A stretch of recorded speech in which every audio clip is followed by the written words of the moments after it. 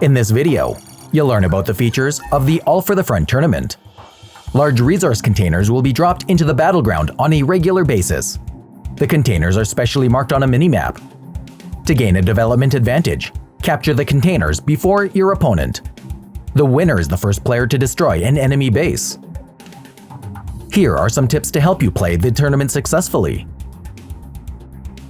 Making the right decisions in battle depends on information about what the enemy has been doing. To get this information, place scouts in key areas of the map. Uplands, narrow passages, approaches to bases, and drop points for large containers are good places to do this. Follow the notifications on a minimap. Don't miss the drop of the 2 initial large containers. They are always dropped near bases. Another container will appear in the center of the map. Later, containers will be dropped at random locations in other areas of the map. Knowing this, you'll be able to position your units near the drop points to capture the resource containers faster than your enemies. If you want to construct buildings and produce units, you'll need resources. You can get them by collecting resource containers. At the beginning of a battle, hire infantry. Use them to capture containers. Invest the resources you collect in the production of more units. The larger your army, the easier it is to control a map and collect containers.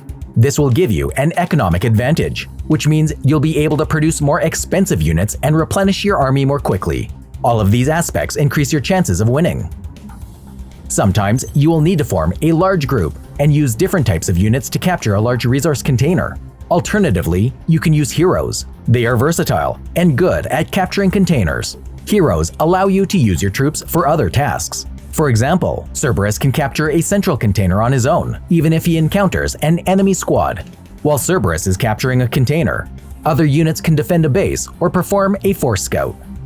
Containers can be far away from a base. It'll take a long time for ground troops to get to them. An enemy may be the first to do so. The Wasp is a perfect unit for such tasks. It's very fast and maneuverable, and can capture containers both on land and water. It'll get to another corner of the map 2 times faster than your ground units, and capture a container all by itself.